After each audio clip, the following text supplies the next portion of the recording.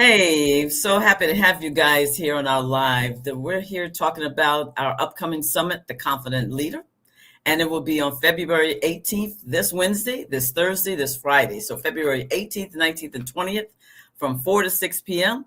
And today we are going to discuss Confident Leader and our leadership talk with all of our speakers.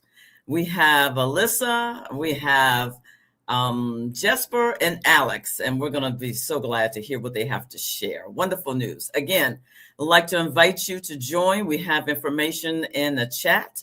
Check out the link and make sure you scan the QR code or just click the link so that you can join our Confident Leader Summit this Wednesday, Thursday, and Friday. Again, it's from 4 to 6 p.m. Our first speaker is Alyssa from Indianapolis. Welcome, Alyssa. Thank you so much, Carla. I'm so glad to be here. Hello, everybody. My name is Alyssa Bailey, and I'm the founder of Rise Up Career Coaching. And so I am so excited to be a part of this summit that Carla was just talking about. And the session that I will be doing actually on Thursday is called You're Not Underqualified, You're Underpositioned. And it's for every high-performing professional who really looks successful on paper, but feels quietly misaligned. A lot of my clients come to me saying, it's like this stuck feeling. And that's where this session is all about. And if you've ever thought maybe, I should be grateful for what I have. A lot of people would feel lucky to be in this seat, but I just feel stuck. Like that is what this session is. And that's what this is all about. Oh, okay. Tell me a little bit more about being stuck, because I know what that looks like for me. Yes. But for your clients and for the upcoming summit, what does stuck look like? Absolutely. And I've been in that seat as well, Carla. So a lot of people can relate to that feeling. So great question. And what I see happen all the time are high-performing professionals. They reach this point in their career where something just feels off. They can't really put their finger on it. And maybe the role is fine. The pay may be good. They have the experience, but something just doesn't fit anymore. Yes. And a lot of our natural response as human beings is we start to blame ourselves. We start to think things like, well, maybe I'm not qualified enough. Maybe I need another certification, or maybe something's wrong with me for just not being happy. I should be thankful, right? I'm in this seat that I once thought I wanted so badly. And that's really where this comes along, is like, the truth is they're not necessarily underqualified. They're underpositioned. And what this means really is that their experience may be strong, but they just struggle to articulate clearly what they really want next, or how that past experience really does connect to where they want to go. And, I found myself in this seat as well. And like a job I once thought I wanted, 5 years previously, it wasn't what I thought once I got there. But my phase of life had changed. Everything about what I had prioritized had changed. And when we really start to be unclear on that positioning, we start to just feel like everything is harder. And that's where that stuck feeling really comes from. And when they try to fix it by, let's say, applying to 200 some jobs or roles and they don't hear back, or maybe they're interviewing and they feel like they're just not landing that value messaging, or networking really just feels awkward. Like it just adds to it feeling harder and harder and harder.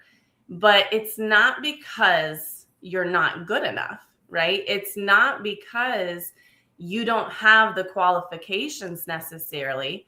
But what is happening is we haven't gotten clear on what this phase of life that you're in now is needing, not the one 10 years ago. What actually energizes you now versus what drains you. And a lot of people just continue to grow in that career that they thought that they needed. And once they're in that path, they keep on going, but they don't really go from that energy zone. They start to spend most of their time in this draining zone, which makes them really stuck. So are we comfortable in a position and then we don't see. So I think that's my first question. Are we Yeah. just comfortable, and are we fearful of the future?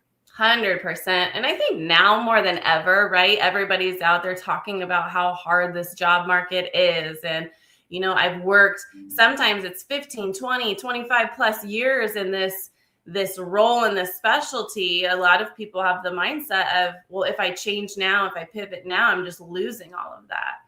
Where that's not the case. Think of all the skills that you've gained and all of the expertise that you have. And again, it comes back to, are you clearly positioning yourself and your skill sets? But before you do that, it's about being clear on what you even want in this period of your life, this phase of life. Your non-negotiables are going to change. And once you start to build that, your strategy you build from that can then adapt and create more of that alignment in your career versus that fear. And like you were saying, like, I'm just going to stay here because I don't know. And there's so much unknown. And so there's a lot of that fear that keeps us in a seat where at the end of the day, you go home and you don't really have that much left to give to the ones that mean the most. Okay. I'm with you on that. And I've actually felt that. I mean, physically, I've not just mentally knowing that, but I've actually felt that. Yes. Okay, so if what are you planning on talking about as far as in the summit? How do you come out of that? How do you transition? Yeah, in my session, I really want the attendees to walk away with, one, how do you recognize the early signs of career misalignment before the burnout sets in? And then two, what's that clarity framework, which is actually one of the free gifts that I'm going to give away after the session, is really so that each attendee can start to identify what's no longer working now and what does fit in their life now. Yeah. And then lastly, how can they start to position themselves confidently for their next move without that feeling and fear of like, oh, I have to start all over? Because once we start to paint that path and get clear on your positioning, everything shifts and that harder stuck feeling starts to go away and you stop feeling invisible. You stop second guessing yourself so much and you really start to show up with more of that confidence. And I think a myth that I always like to flip the script on, everybody's like, well, I don't have enough confidence, or when I feel better, I'll go after it. But I actually like to challenge that and make people think the opposite. It is the clarity piece that has to come before the confidence. Once you start building that clarity, your confidence will naturally follow. It's not waiting for confidence and then you get clear, but it's actually quite the opposite. Coolness. Okay. Tell me a little bit more about one of the items you plan to gift us. Yeah, so it's really my clarity roadmap, my clarity map that starts to ask you intentional questions of reflection. And a lot of my clients who do this exercise with me one-on-one, so many of them are like, I wish I would have taken the time to get clear on some of this like months ago. If I would have spent this intentional time and reflecting, one, I wouldn't have jumped to just another job that is just like the one that I left. And I would have started to actually build this strategy around what I actually want in this phase of life. And I'll tell you, like in my early 20s, I was all about the title and climbing the ladder and you're going right. And then you get married. I have 2 kids at home and like life starts to change some of those priorities. And so many of us often will go about that career in a way that, well, everybody expects me to go for that next title, or everybody expects me to make that my next move. But so many of my clients are like, this clarity map really helped me get real with what I want and then get intentional on building that strategy from a place that they feel really centered around. Wonderful. If you could briefly, without saying the name, share a story of how one of your clients benefit from your clarity roadmap. Absolutely. So my first client that comes to mind, she really walked in and you have this internal judge that we all really struggle with. And she really questioned herself a lot.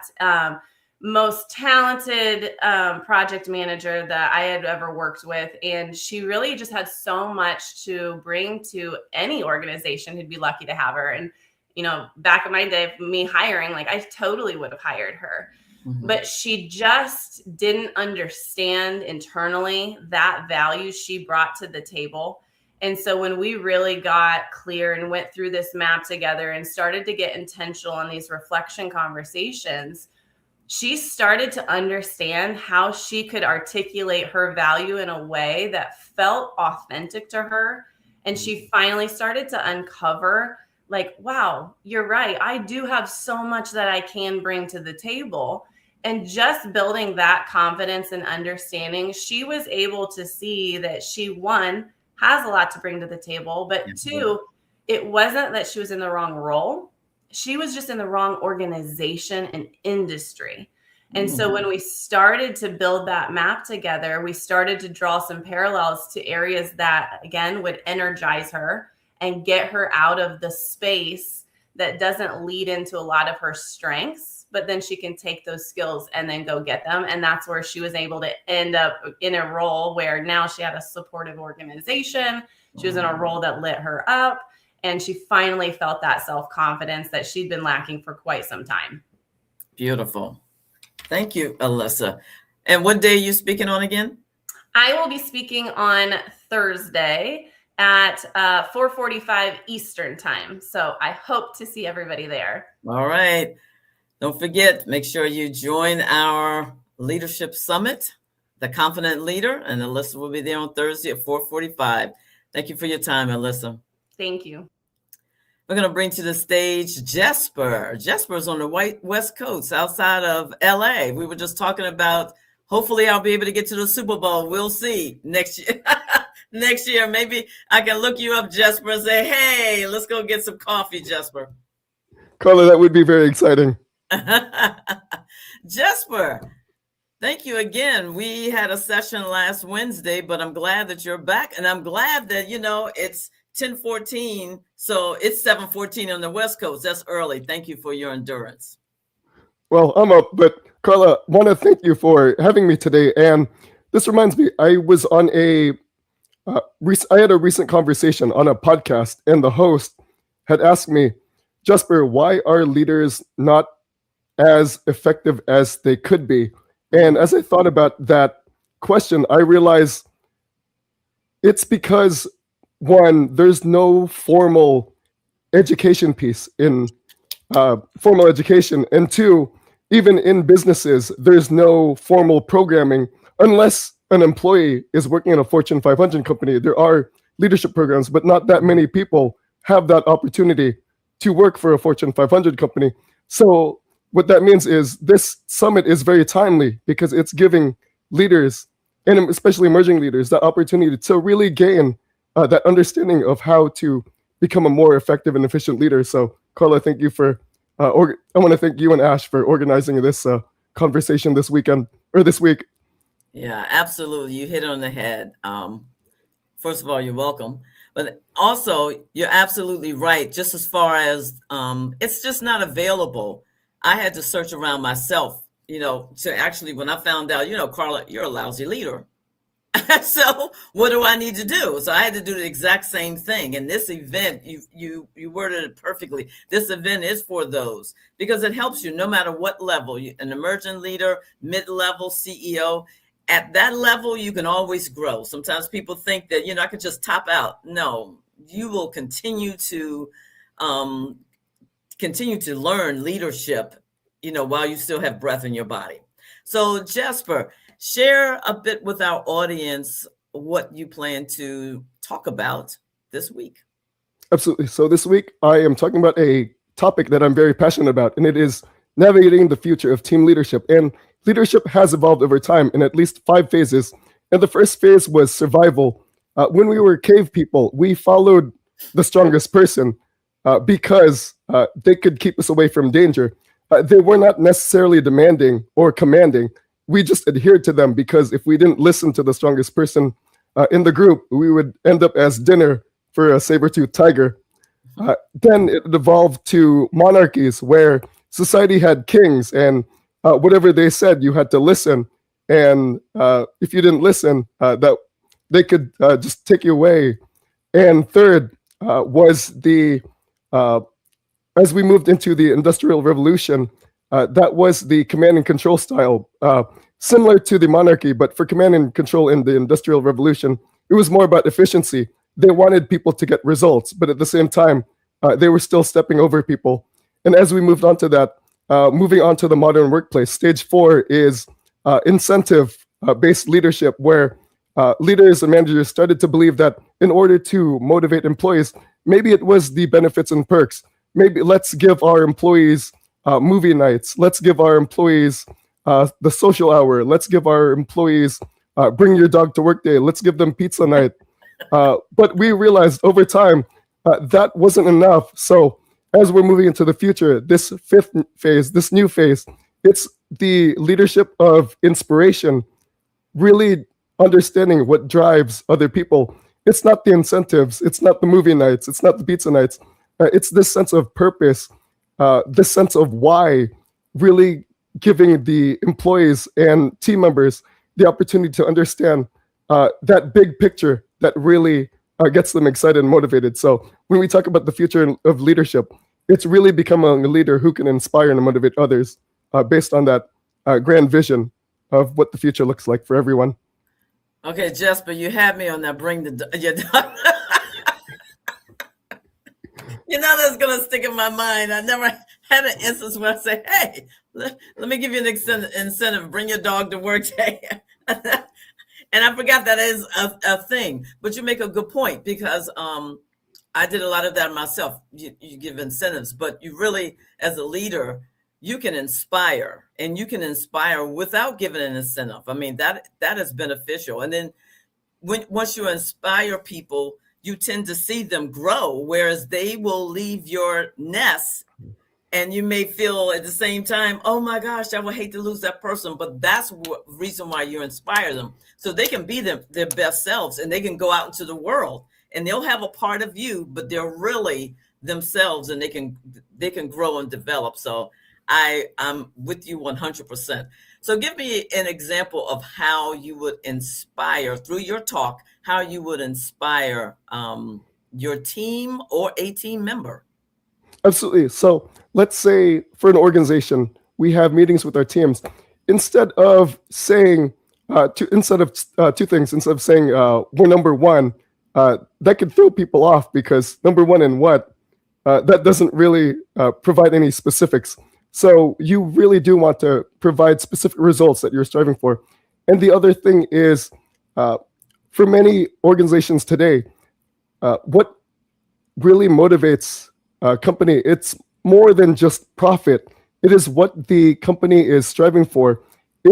So for example, let's say a nonprofit wants to provide services for children, and that grand mission is to really give children a better life in some way. And then again, the nonprofit would have to provide specifics and how they would create a better life for children. But essentially, it is finding that result that really gets people excited about what they're working toward. Mm-hmm. Okay. And also, I would say, give me, same thing with Alyssa, give me a story of how your talk has inspired people. Absolutely. So I recently had a team conversation with one of my clients, and what one of my clients said during the conversation really took me aback. And he had his team, and he said, let's have an open conversation about what to improve. Wow. And the next thing he said really opened my eyes. And he said, if it's something you don't like, just let me know. And wow. The reason it surprised me is because when it comes to leadership, a lot of leaders want things their way. They tend to grab on to a certain way of doing things. But when a leader is open, gives the space to other people to really show and reveal what needs to be done, even if a leader is not ready to hear it, that really opens up the space to find real improvements. And that's where I see the direction of effective leadership. It's really being open to feedback of all types that'll make the organization better moving forward.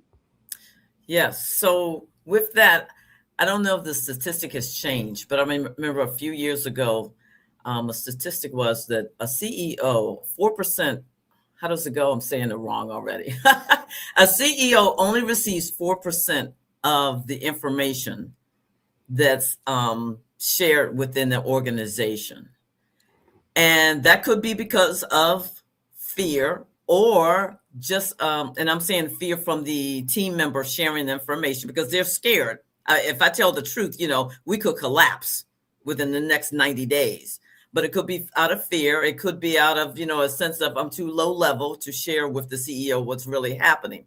But that's pretty low. But if you open it up where people feel comfortable to share, we're going to collapse in 90 days. You may not see it, but we see far more than you do.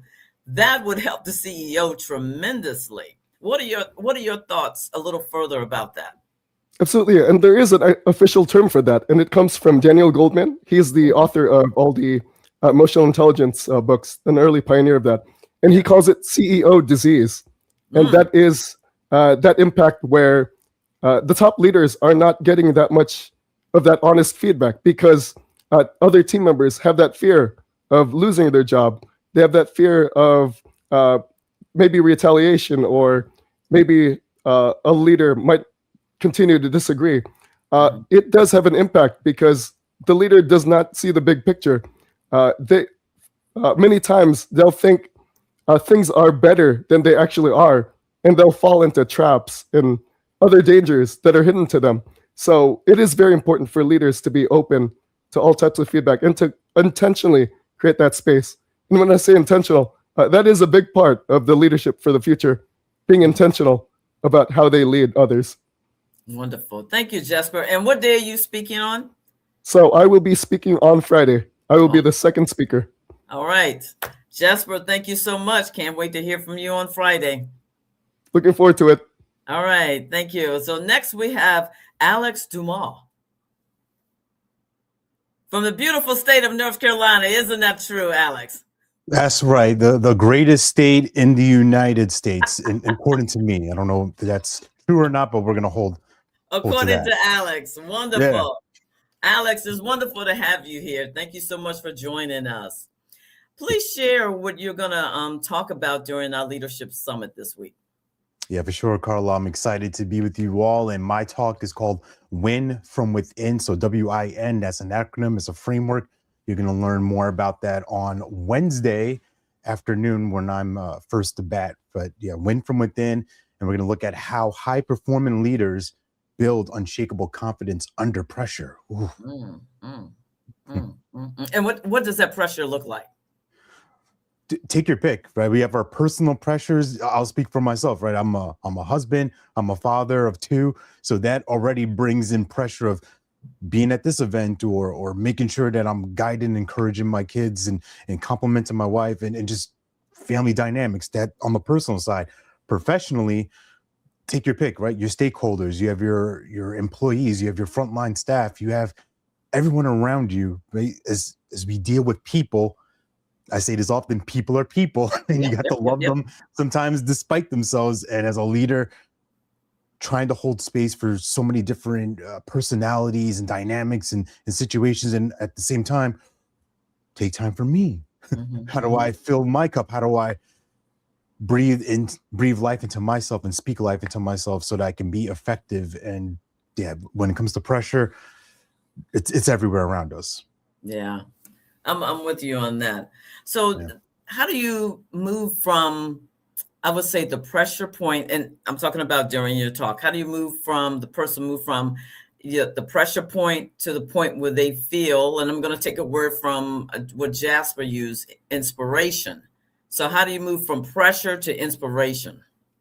That's a great question. And part of the framework, what I'm going to be talking about is we're going to start with the W part, the worth, and really looking at your self-worth, your identity, and can we anchor to that versus the performance? Yes, the performance, the metrics, those things matter, but we've seen it time and time again. And I tie things in with sports analogies. So you think of athletes, gifted, powerful, talented, committed.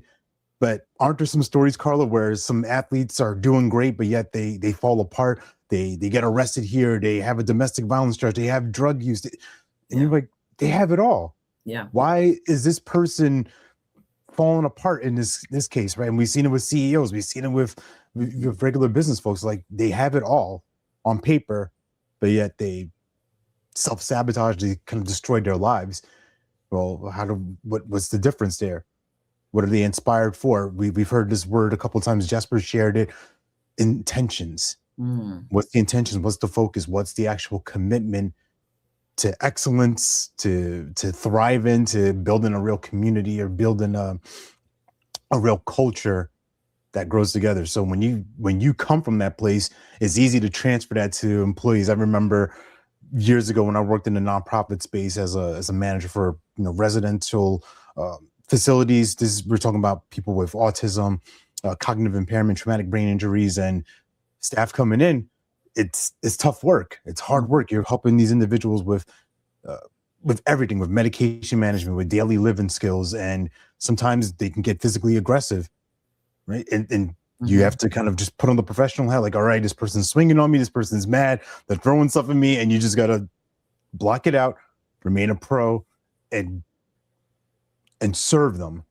And it's tough to inspire people when they're coming in like, all right, this is just another day. Here we go again. Yeah. Right. And I'm like, come on, we can do this. This is gonna be a great day. And you're like, it's a matter of you buying in so other people can buy in. So I hope that answers that question. Yeah. So it does. And it made me think of, just a few things in my life. So thanks for the response. What about the win? Where did that framework come from? Yeah, that's a great question. The frameworks really come from my life. I've seen many different areas in my life where I quote unquote lose, meaning I don't get what I want. I don't achieve the things I want to achieve, and I don't feel good about it, right? Just internally, like, oh, I'm restless, I'm anxious, right? All sorts of things. And then I started finding all these clues, these breadcrumbs of like, hey, what are the times that I do succeed? What are the times that I feel good about myself, that I'm focused, I have a real focused intention, and then I actually include other people with it. I have a network, I have an orbit of people that are here to support me. And nice. Just as time went on, I'm like, wow, being a former athlete, an amateur athlete, I'm not going to say I was a pro, but playing amateur sports, seeing that difference of when I struggle, when I fail, when I'm in pain internally and physically, that's because I'm trying to do it by myself. I'm trying to get the glory. I'm trying to be the man versus humbling myself, serving leadership, and actually achieving a lot more, a lot faster. Yeah, that's major. Yeah. I need to drop the mic on that because humility is a major point. That's like the top thing of being a leader. Yeah. You can't do it. I always think of a leader as part of the team as well. So while you may be leading the team, you are still a part of the team, and you need to understand your place in it. That's the reason why you hire super duper people. Absolutely. But realizing I just led a meeting over the weekend with this group, the National Speakers Association, the Carolinas chapter. And I emceed, I hosted it, I created all these different activities for these professional speakers. And afterwards, like, hey, thank you for doing this. Great job leading. I'm like, listen, thank you. I received that. I'm not bypassing. I'm not like shrugging it off like I would do in my younger years. I'm really received that. But I also let them know that it takes two to tango. If you're not here following, then who am I leading? Yeah. Because if you don't come to this event, if you don't show up, then it's just me in an empty room talking to the screen and having a good dog and pony show. You need people with us. Absolutely. Beautiful, Alex. Well, thank you, Alex. What day are you speaking on? Wednesday. So that's February 18th. And I am on, I believe, 4:45 p.m. Eastern. So if you want to light up, if you want to really get this summit started off the right way, come tap in with my session. And that's going to really lead into all the other sessions with these amazing speakers. And I just want to thank you, Carla, you, Ash, Connie, behind the scenes for your dedication to making this event powerful and impactful and inviting me to speak on it. When I saw the name Confident Leaders Summit, I'm like, oh, come on, this is a layup right here. Let's go. I'm excited for this. So February 18th, Wednesday, tap in. Let's go. All right, let's go. Thank you, Alex. I want to You're thank Alyssa, Jesper, and Alex for joining us. There will be our speakers for our Confident Leader Summit this Wednesday, Thursday, and Friday. It will be again February 18th, 19th, and 20th from 4 p.m. to 6 p.m. We'll have 3 leaders speak. I like that. 3 leaders speak on Wednesday and 3 on Thursday and 2 with a breakout session on Friday. Please click the link so you can join. We'll be happy to have you. And it's what we need. And I think one of the other speakers talked about, I think it was Jesper, the fact that we don't have an opportunity to learn leadership in our normal environment. And I agree 100%. A lot of us have to scurry around, at least I did, to find out how I can develop as a leader and what a strong leader looks like. I didn't have that within. But this is the perfect opportunity for all of you to be able to use the word that Alex said, tap, or the terms Alex used, tap in. So again, it's a great opportunity. Thank you again, Alyssa, Jesper, and Alex. Thank you for our producer, Connie. And we will see you this Wednesday and Thursday and Friday. Click that link. Thank you, folks. We are out.